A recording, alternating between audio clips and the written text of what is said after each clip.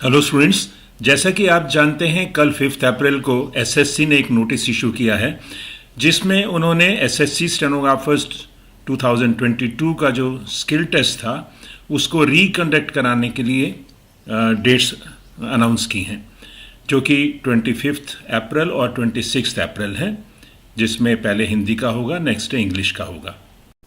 Notice को देखकर बहुत हैरानी हुई और जहाँ तक मुझे लगता है ज़्यादातर कैंडिडेट्स को शॉक भी लगा देखकर, क्योंकि एक्सपेक्टेशंस तो ये थी कि एसएससी क्विकली जो है रिज़ल्ट देगी, ताकि जो कैंडिडेट्स इतने टाइम से वेट कर रहे हैं, पहले रीशेड्यूल किया गया टेस्ट को, और आप जानते हैं 10 मार्च को जो हुआ उसमें किसी को किसी तरह की परेशानी नोटिसेबल नहीं हुई। हालांकि एसएससी के नोटिस में ये लिखा गया है कि 16 फरवरी और 10 मार्च में जो कैंडिडेट्स को इनकन्वीनियंस हुई और उस इनकन्वीनियंस की वजह से इसको रिकंडक्ट किया जाएगा।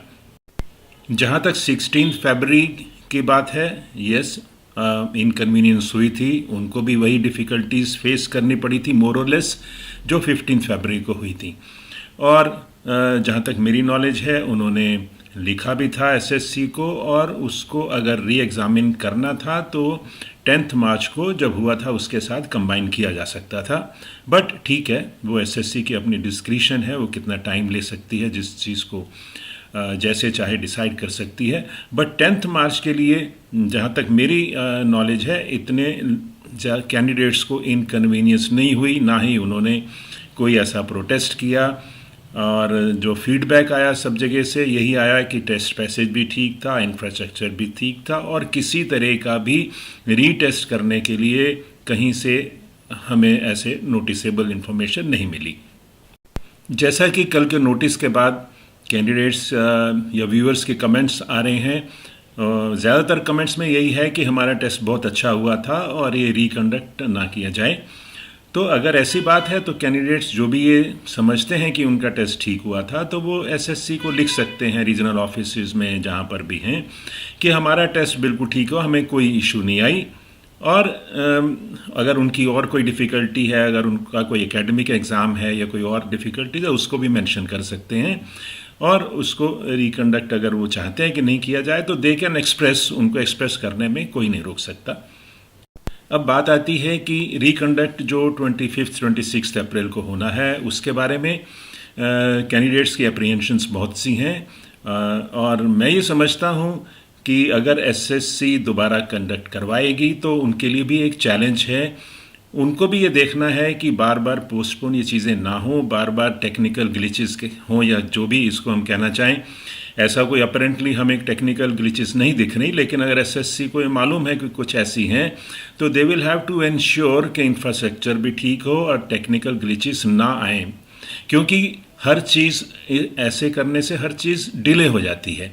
और ये कैरियर का सवाल है, अनएम्प्लॉयड यूथ है, उनका कैरियर पहले ही इतना डिले हो चुका है, और उसके साथ और ज़्यादा ऐसा ना किया जाए कि बार बार उनको परेशान किया जाए। आप जानते हैं 10 मार्च का जो एग्ज़ाम हुआ था उसमें लोगों को काफ़ी दूर दूर तक ट्रैवल करना पड़ा था, और अर्ली मॉर्निंग 7:30 बजे उनको वहाँ पर पहुँचना था।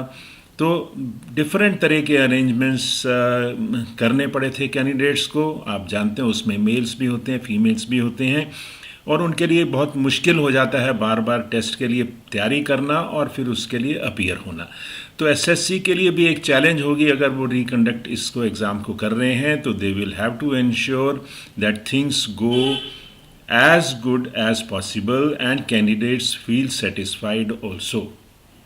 चाहे वो पैसेज हो, पैसेज के बारे में मैं कहूँगा वो डिफ़िकल्ट आपको नहीं दे सकते, क्योंकि अब वो रिकंडक्ट करवा रहे हैं, वो रिस्क नहीं लेंगे, ना उनको रिस्क लेना चाहिए, और ना ही ऐसी ज़रूरत है रिस्क लेने की। एक नॉर्मल पैसेज दीजिए जो आपने पिछली बार दिया, वैसा ही पैसेज दीजिए, और इंफ्रास्ट्रक्चर ठीक होना चाहिए। कैंडिडेट्स को किसी तरह की कोई शिकायत नहीं होनी चाहिए। पहले भी तो टेस्ट कंडक्ट होते रहे हैं, मुझे नहीं समझ आता। एनी हाउ, जो भी उनकी इंटरनल जो भी कंपल्शंस हैं उसके बारे में हम ज़्यादा नहीं जानते, बट एज ए कैंडिडेट्स आप अपनी तैयारी करिए, और ये मत फियर माइंड में रखिए कि आने वाले 25 26 को कैसा होगा, इस बारे में ज़्यादा मत सोचिए।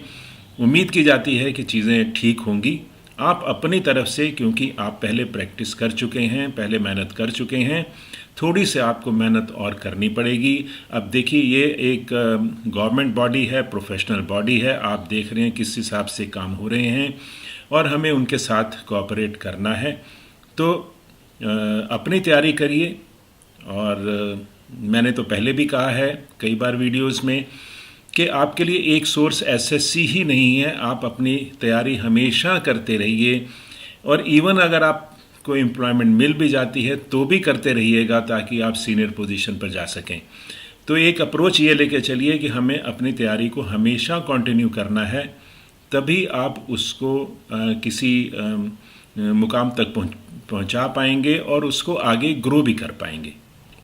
अपने मैं कहूँ तो पॉजिटिविटी को बना के रखिए, अपने स्टेमिना को बना के रखिए, अपने डेली एक्टिविटीज़ जो आप को करनी चाहिए एक स्टूडेंट को, वो आप करते रहिएगा। उसमें आप स्लो मत होइए।